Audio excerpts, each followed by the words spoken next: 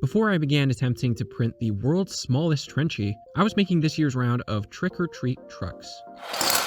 These stocking fillers are my go-to for the spooky season and the advent season, which I usually print at 65% scale of the original Trenchy. But as one does, I started to get curious around how small I could make these. As a reference, I looked into how small the smallest Benchy has been printed, and the smallest I could find was approximately 30 microns, about a third of the thickness of your average human hair. Of course, this was out of the question for my Trenchy, but there was another thing on my mind regarding 3D print world records. What exactly constitutes as a sincere print attempt? Like, if I'm doing the world record for fastest Benchy, and my result looks like this, who's to tell me this does or doesn't qualify? Should it have to pass a floating test?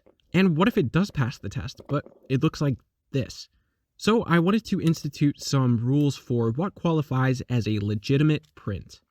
Rule number 1, the geometry must not be altered. This means no removing pieces in Blender, no simplifying polygons, and no, not even removing the flag. But I'll get back to the flag in a second. You can modify the G-code to adjust for things like print speed, infill density, and whatnot, but the only way you should be scaling the Trenchy is in the slicer using uniform scaling. Rule number 2, the wheels must spin. This exemplifies why I think the Trenchy has an upper hand over the Benchy in a setting like this. Having a functionality test is the bottleneck that stops things from being a race to the bottom, creating a standard to uphold on your way into the miniature realm. There's also another rule regarding the wheels I added later in the video, but I think it's easier that I show you it when I get there. And lastly, although the flag will be printed with the Trenchy, I will not be counting this towards its print legitimacy. Testing such a tiny item doesn't really make sense here, especially when the tolerances get screwed up by the fact that your filament is thicker than the thing you're printing. Anyways, let me show you the progress I've made thus far on the prints. This is the original Trenchy at 100% scale, designed to have a width of exactly 34 millimeters.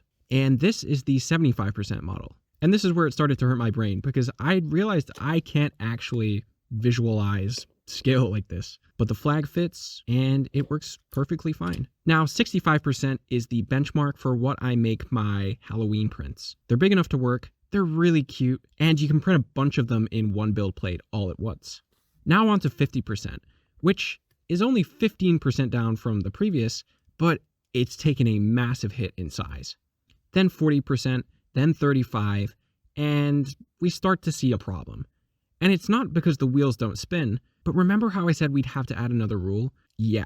The axle where the wheels lay starts to get eaten up by the slicer once you drop below a certain scale. And it's not hard to imagine that some iteration of this could have the wheels just popping out altogether. So to combat this issue of interlocking integrity, the new rule states that the wheels must sit perfectly enclosed in the chassis of the truck. And to solve this issue, we can either slice with a smaller extrusion diameter, or just do what I did and switch out the 0.4 millimeter nozzle for the 0.2 millimeter nozzle. And this certainly patched the hole, clearing 35% scale as a valid FDM print.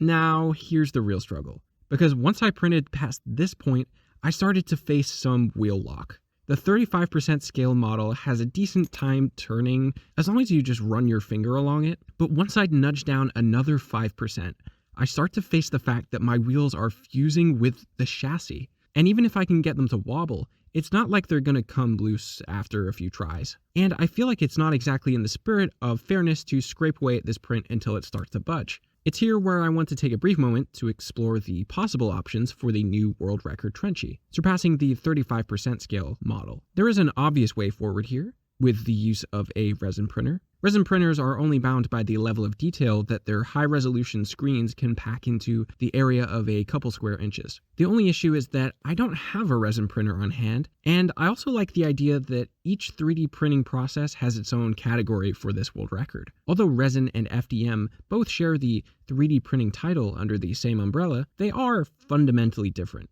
But this opens the floor to you.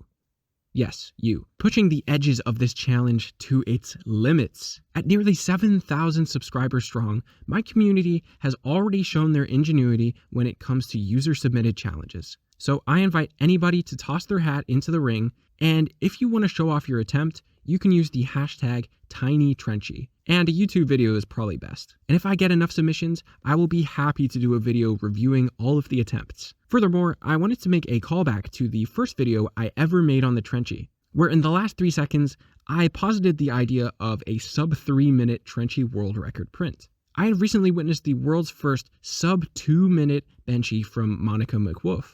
And I must say, it's an impressive time for what's usually at least a 50-minute print. The reason I'm harping back to this mention of a speed world record is because I think the Trenchy offers a meaningful challenge in this arena, which you might be able to guess seeing as I already laid down this rule for the miniature Trenchy test. But basically, I think the speed Trenchy should have the rule instated that a Trenchy must have its wheels spin when placed on a 30-degree angle on a high friction surface, like rubber or cloth. Something where it doesn't just slide for the sake of sliding. The way of knowing if a surface is too slidey is if the Trenchy slides on its side, because that way the surface is way too smooth. But if the Trenchy grips when placed sideways on the slope, it's high friction.